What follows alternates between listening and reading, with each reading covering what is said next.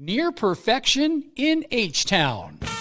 You are Locked On A's, your daily Oakland A's podcast, part of the Locked On Podcast Network, your team every day.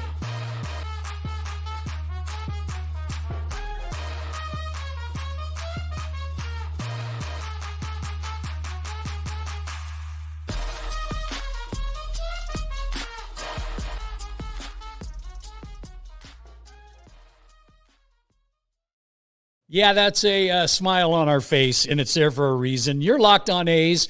I'm Wayne Coy, lifelong Oakland Athletics supporter and media personality, and I just want to thank you for taking time today, as always, to dive in with us here. We do it every single day. We definitely encourage you to be a part of Locked On A's.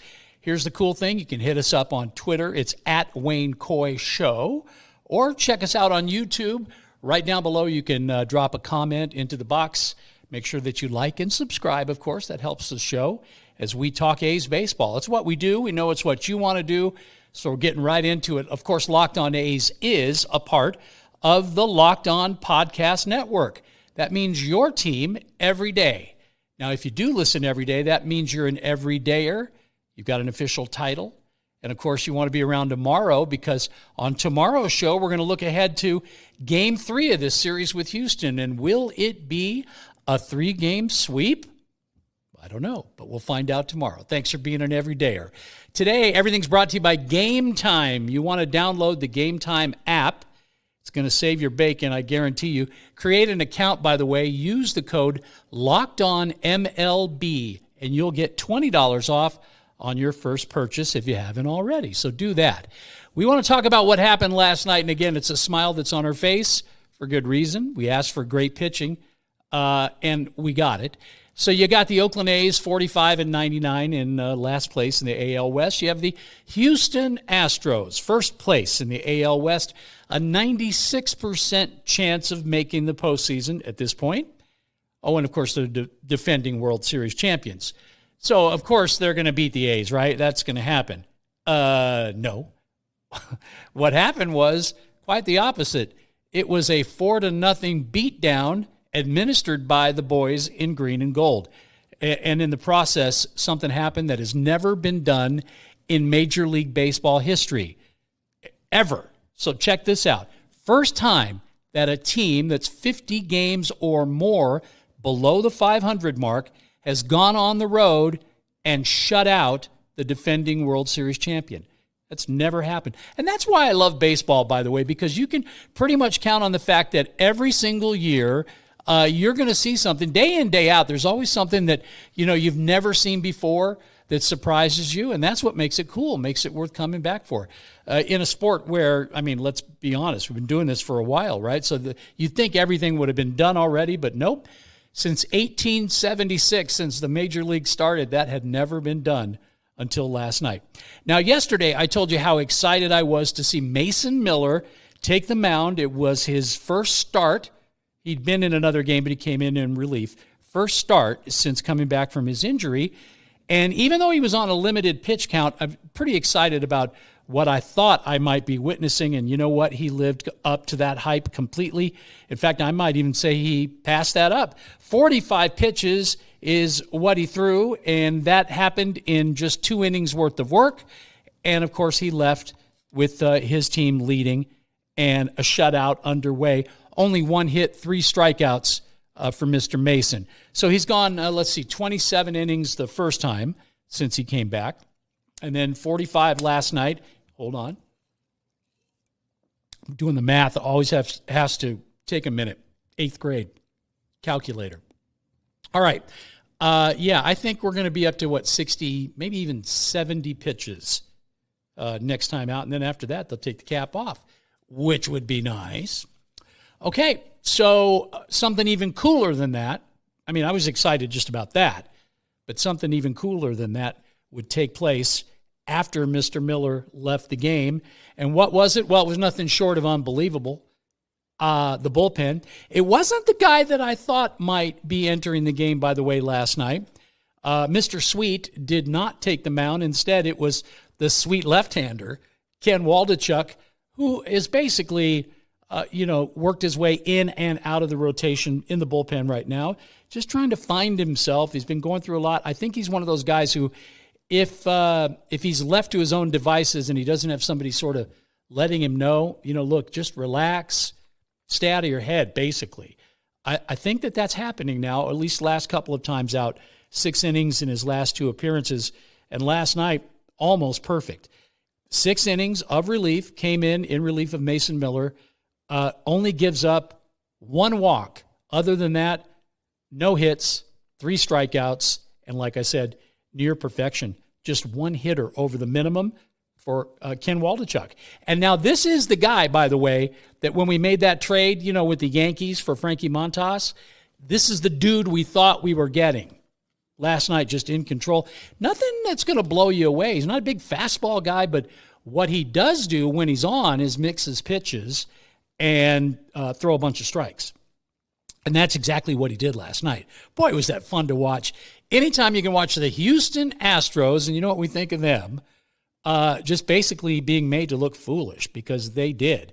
Last night, they were you could just tell they were off kilter, definitely out of their game. And the defense basically just took care of everything. And that's great as a pitcher. If you're Waldichuk and you know that you can just go in there, pitch your game, and the defense is going to be there to have your back, that's exactly what you want to do. And in addition to that stellar pitching that we got last night, Chicks dig the long ball. And the Chicks were very happy last night because not 1, not 2, but 3 Oakland A's homers in the game. Rooker, of course, you can kind of almost count on that against the Astros. Rookie catcher Shea Langoliers with a home run, and also Ryan Noda. All 3 of them go deep last night. Now tonight, the A's will be trying to win for the 7th time in 11 games. That's definitely a turnaround. They're going to be sending lefty J.P. Sears, another guy we got in that trade with the Yankees.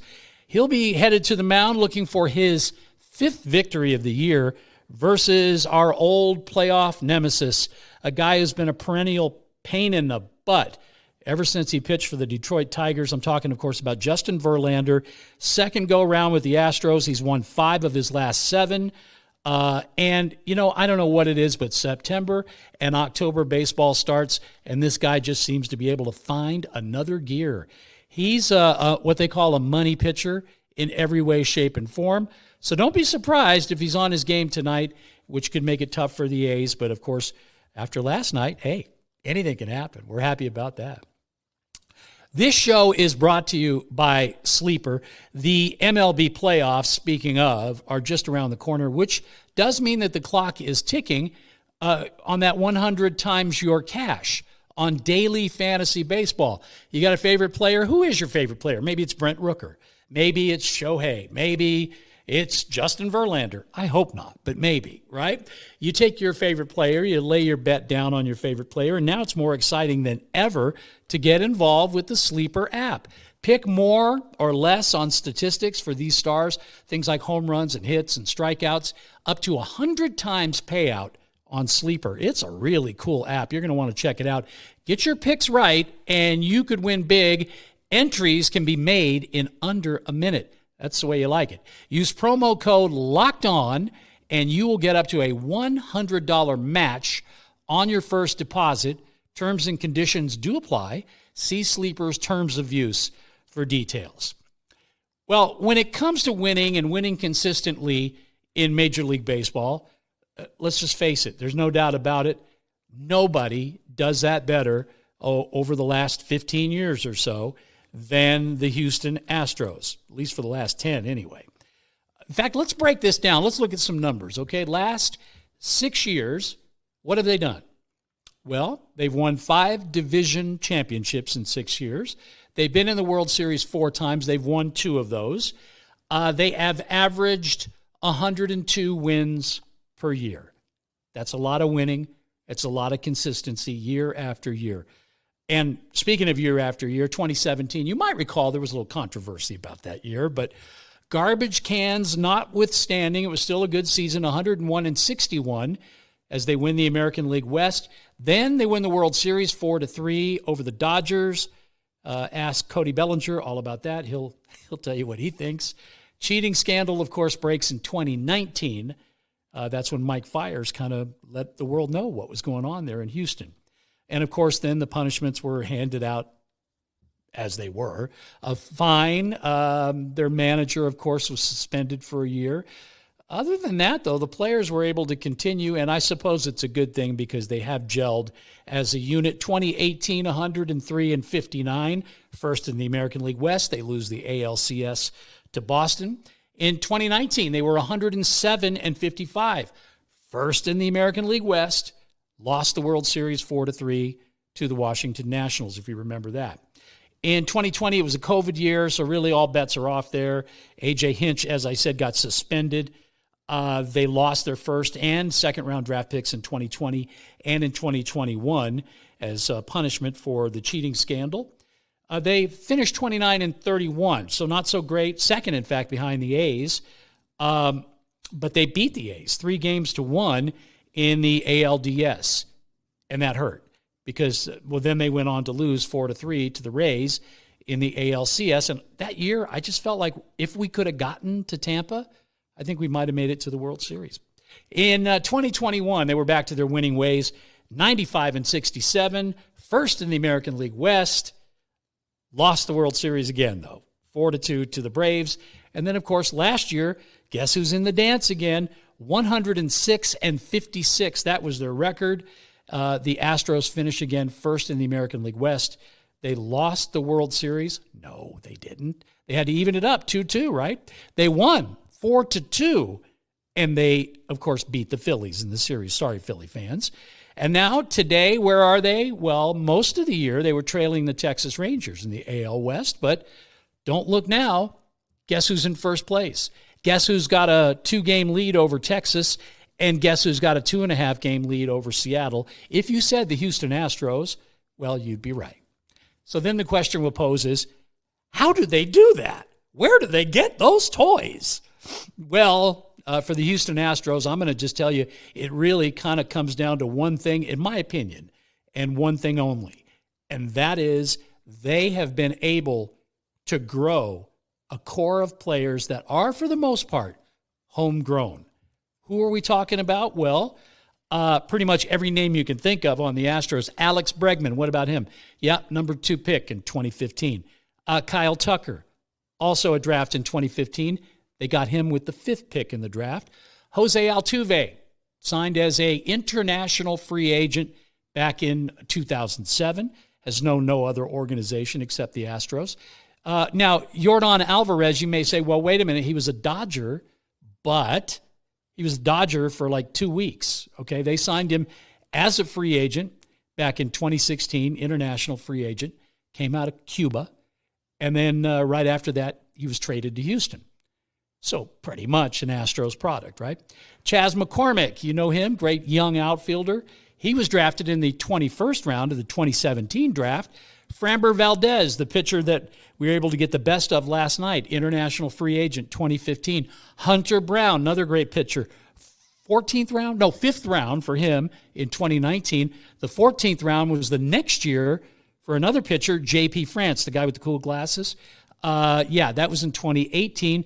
Brian Abreu, international free agent, and that was in 2013. He was only 16, Abreu. And Christian Javier in 2015, also an international free agent, also 16 years old. Now, he started off as an outfielder and I think was converted after that. All right, so what about trades? What about free agency? Well, first, let's go back to that, what we just covered there. Homegrown core. Again, I'm telling you that's the most important thing. That's 2, that's 4, that's 6, that's 8, that's 10 players that were all brought up in the Houston Astros organization. That means they played together in the minors, a lot of them. A lot of them got to know each other very well. They know each other's families. They know the way the organization coaches them up. Very, very important. But yeah, trades and free agent signings, of course, Justin Verlander. Second go-round with the Astros, and he's making the most of his second tour of duty. 4 of his last 5 starts have been wins. 30 saves for Ryan Presley. Hector Neris has got just a great year going, and he has won 6 games coming out of the bullpen 67 strikeouts in only 53 innings, and he sports a 1.84 ERA. Another guy they picked up, Michael Brantley, signed as a free agent in 2018. He's having a great year. And a kid who they were able to pick up very early on as a rookie has 21 home runs this year as a rookie, hitting .283. They're just trying to figure out if he's going to be their everyday catcher or not. If not, he's going to play somewhere, right? Yainer Diaz, remember the name, or Diaz if you prefer. Now, my first marriage was married to a girl spelled the same way, D-I-A-Z. Of course, most people pronounce that Diaz. But if you're an Iowan, which she was, it's pronounced Diaz. So out of habit, that's where I go. But I know it's probably Diaz, right? Anyway, that's the Houston Astros. Building with a hometown edge that they've been able to just wrap around that core. 10 players I told you about that all basically came up in the organization. That's huge. Real huge. Okay, you want to know about this. This is Game Time. What are they doing? Well, they're giving you tickets. That's what they're doing. Taylor Swift, she's coming in concert maybe. How about Ed Sheeran live? How about you can't find tickets? How about your niece keeps calling you, hey, Uncle Wayne, are you going to be able to get me tickets to Taylor Swift? Well, she doesn't really talk like that. And chances are that'd be more my son calling me with that voice. But beside the point, if you need Taylor Swift tickets, even though they might be sold out, Ed Sheeran tickets, even though it might be too hot, you might have to postpone the show for a little while. Whatever the case is, hot tickets, you can get them with that great app. It's called Game Time. Buying tickets to your favorite events should not be stressful. Now, I told you yesterday kind of all about the stress as it related to me trying to pick up some Raider tickets that I thought we already had. I mean, I'm literally at Allegiant Stadium, and I'm looking for tickets. I started off doing it the old-fashioned way, asking people, hey, you got any extra tickets? Hey, you got any extra tickets? That didn't work well at all, so I busted out the Game Time app. Hadn't used it before. It was my first time using it, and I am hooked ever since. The one cool thing I like is I was being kind of particular about where I wanted to sit, me and my friend Tommy, and they got us in the end zone that I wanted to be in, which was the north end zone. A lot of Raider fans there. There were a lot of Chiefs fans there that day too. But Game Time, it was just fast. It was easy. I was able to look at my seats before I paid for them, which is very cool. They've got killer deals on those last-minute tickets. Again, we scored some Ed Sheeran tickets. Now the show got postponed, but that's beside the point. Got those day of show, which is pretty cool. The Game Time guarantee, you want to know about that too. That means that you're always going to get the best price. If you find tickets in the same section and the same row for less, well, then Game Time's going to credit you 110% of your difference. That's cool. It is the fastest growing ticket app in the country, and for a reason. Snag your tickets, and you can do that without the stress just by using Game Time. Download the Game Time app, create an account, and then use code LOCKEDONMLB for $20 off your first purchase. Terms do apply. Again, create an account and redeem the code LOCKEDONMLB, and you'll get $20 off. Download it today. Game Time, last-minute tickets, lowest price, guaranteed. So the question I guess we're going to ask here is, after telling you how the Houston Astros built their team, is it possible we could use that as like a blueprint and build the A's in the same sort of spirit? I'll tell you, they've got a lot of the pieces already in place. We're talking about a homegrown core. Do they have the players that are already there, whether we got them as free agents or we drafted them, it doesn't matter, but we got them young. Can we build the team around those young players? If the A's were to emulate the Astros, who would the core be? And I thought about that long and hard. I think you got to include probably both first basemen. And I'm not talking about Diaz or Diaz if you live in Iowa. I'm talking about Ryan Noda and Tyler Soderstrom, who is also a catcher, of course. But I think both of those guys belong in that core conversation. And I know it's been, a little bit of a scuffle for Tyler so far, but believe me, he was on the top of those prospect lists for a reason, and I think you're going to see him come around. Already a couple of long balls this season, and I think he's got what it takes, again, over the long haul, to be able to prove that what the A's have invested in him is definitely worth the investment.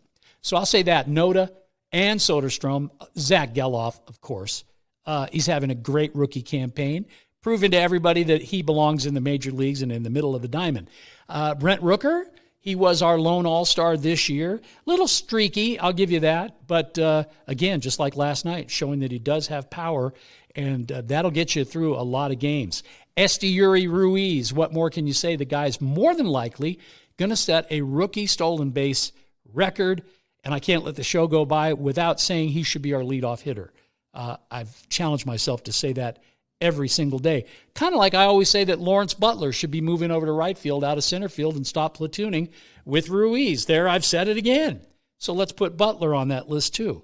So to recap, Noda, Soderstrom, Geloff, Rooker, maybe Lawrence Butler for sure, and Ruiz. How about our catcher, Shea Langoliers? Well, not hitting for average. He still does get on base. He's got a good eye, draws walks. If the average could come up a little bit, I'd say he'd be a perfect replacement for Sean Murphy because he certainly has similar power. Showed that again last night with another home run. So behind the plate, again, you got Soderstrom as a catcher and Shea Langoliers. I think it's Shea's job to lose. Mason Miller, he's the one that I'm most excited about because I do believe, not unlike Barry Zito or a Tim Hudson or a Dave Stewart or a Catfish Hunter, I think he's somebody you can build a rotation around. I think he's a legit ace as long as he can stay healthy. That's been the issue for him so far in his very young career. How about Ken Waldichuk? Does he belong in our core if we're going to build around a core? Well, we certainly were expecting what we got last night when we made the trade for him, giving up Frankie Montas. He was part of that package with the Yankees. And he's left-handed, so that's great. Again, not going to overpower you, but if he's on, and that's really what it all boils down to, can he stay out of his head? Can he pitch with control and not walk the world? Waldichuk does that. You're going to see a lot more of what you saw last night. Again, only one batter over the minimum in 6 innings. 1 hit, that's all he gave up in relief of Mason Miller. And, of course, Trevor May came in and nailed down the save. Shutout last night. We beat the World Series champs.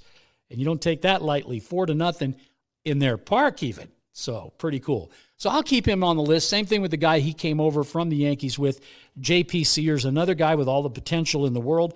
And it doesn't get bigger in terms of potential, in terms of just raw stuff, than Luis Medina. I mean, this guy, we've been waiting all year for him to live up to what we all know in terms of his ability, his raw ability. He's got the opportunity. He's been run out there all season long. He's got the chance to stay in the rotation and, again, be a part of that core. Doesn't mean he will, but he's certainly got the opportunity. That's the one good thing about not having a very good team. There's that. And then, of course, draft picks. You hope you're going to get higher draft picks because you didn't do so well in the previous years, okay? So what's down on the farm? What can we look forward to that might still be in this conversation about a core? I'm going to focus on 3 players. One would be, we just got him from the Cincinnati Reds in the trade where we sent off Jace Peterson and Sam Moll to Cincinnati. He was part of the catch there. Joe Boyle, remember that name? This guy's got 362 strikeouts in just 237 innings. Electric fastball, 97 on average, but he'll definitely touch the hundreds. So there's something to be excited about. A big arm, my friend who's a Reds fan, right after the trade got made, sent me a text, Jeff did, and said, in fact, he's the host of Locked On Reds here on the Locked On Network. He said, you're getting a good one with Boyle. So we'll be watching him. Freddie Tarnok, who was part of the haul that we got in the Sean Murphy trade, along with Ruiz and Kyle Muller, who, again, could be part of the conversation. Injury, but when he comes back, everybody's in agreement that he has rotation-level stuff. So I'll put Freddie Tarnok there. And then finally, Darrell Hernandez. And when we made this trade, I was kind of like making fun of the guy. I was like, oh, mayonnaise. I didn't realize that he could flat-out rake. So I apologize for anything I might have said, even jokingly. He's a second baseman, so that means it could get a little crowded up the middle. Zach Geloff certainly handling that position. But, stranger things have happened, right? Last I checked, Marcus Semien was a shortstop, became a second baseman. Maybe vice versa here. All right, so what has he done? Well, after coming over from Baltimore in the Cole Irvin trade, he hit First of all, 338 with 43 RBIs for Midland. Gets the call up to AAA, and he hasn't stopped. He's hitting 321 at AAA after hitting 338 at AA. So the guy can hit for sure, and he's going to be around. You'll see him in spring training trying to make the big club. Might even get a roster spot. Darryl Hernandez, remember that name? And those three names, Freddie Tarnock being one and Joe Boyle being the other. And I think, again, looking maybe in from the outside, can't say for sure, but Kyle Moeller certainly a possibility. J.J. Bleday, who's been hurt. Nick Allen, who we've been talking about for a long, long time, certainly can pick it. I mean, his defense has never been an issue, but he's got to hit, I think, a little bit more. He has shown some pop, so that's kind of encouraging. And I don't know, maybe it's just me because I see him come up to the plate and I'm like, is he 13? What a baby face. So I don't want to leave Nick Allen out of the conversation. I just think, to be able to afford at this point somebody who's all glove, no hit, I'm not so sure we can do that, except for maybe the exception would be Shea Langoliers, who can hit one out even more often than Nick Allen does. And then finally, Jordan Diaz. Okay, so I think those players overall are the ones that if you're an A's fan like me, and I know you are, you kind of want to maybe keep towards the top of the stack, if indeed we can use that template that's been laid out by the Houston Astros. What have they done? Nothing but win. How did they do it? By building a core, mostly homegrown. And that's what we have a chance to do too. Listen, if you're one of those people that we call an everydayer, don't forget, you can catch us, make us your first listen every single day. If you're not an everydayer, why don't you become one? Put it down there in the comments. Just say, hey, Wayne, what's up? I'm an everydayer. And I'll say hi right back to you. Love to have that give and take in our comment section and just love having you around. I want to thank you for making Locked On A's your first listen every day. Really do appreciate that. Now, on our next episode, in fact, we're going to be talking about whether or not the A's can sweep – I can't even believe I'm saying this. Sweep the Astros in Houston. Is that even possible?